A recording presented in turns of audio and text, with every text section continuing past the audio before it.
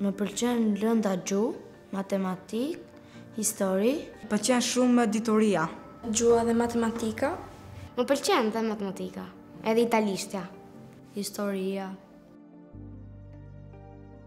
Kur në shkolla në koronën, thanë që do të bëjmë sim online. Kur më për shkolla, më mërzit tai chi nga që jam mësuar në shkollë. Mësim online nga WhatsApp-i. Fuskën nëmë të kështu. So është zysha i test, do e mërshim testin, do e shkrushim e fletë formati, edhe do e plësoshim aty. Unë një bëra detyrat vetë se nuk pata mundësi për një telefon. Sa i boja, sa si boja, nga që si kuptoja është mirë. Në fend drejtë nuk kam pas telefone dhe nuk i kam marrë të detyrat. Gjithashtu nxënësit thonin nuk e kuptova këtë ushtrim, sado mundoheshe t'ja shpjegoje pas telefonit nëpërmjet telefonatës, nuk ishte njësoj. Unë them më mirë të jemi në shkollë se në online nuk mësoj dot. Kjo nisëm ka lindur si nevojë për shkak të periudhës së pandemisë, sepse pjesa më e konsiderueshme e fëmijëve rom dhe egjiptian nuk arritën që të kishin akses përgjatë mësimdhënies online.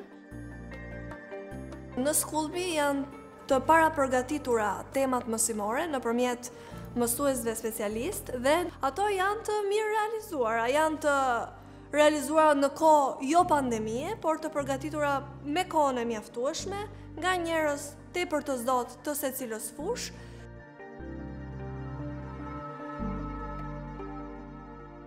Ka arritur që ti motivoj mjaftueshëm fëmijët për shkak se nuk është një mësimdhënie klasike e cila ka të bëjë me mësuesin fizik dhe me laps apo me letër, por i gjithë komunikimi dhe ndërveprimi midis nxënësit dhe platformës është online nëpërmjet videove të animuara, çka nxit dhe një lloj kreativiteti tek fëmijët dhe i bën ata më të përqendruar në orën e mësimit.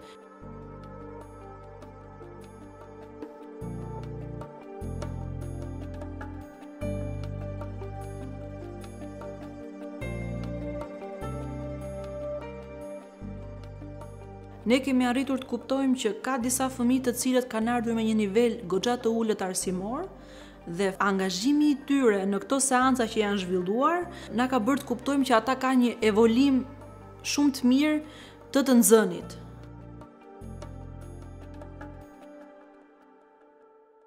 Nëse kjo praktikë gjen mbështetje edhe nga institucionet përkatëse, do të jetë diçka shumë pozitive si për fëmijët edhe për familjet, të cilat mund të mos kenë mundësitë për t'ia plotësuar fëmijëve, ndoshta për internetin apo për pajisjet elektronike, që ata të zhvillojnë mësimin online.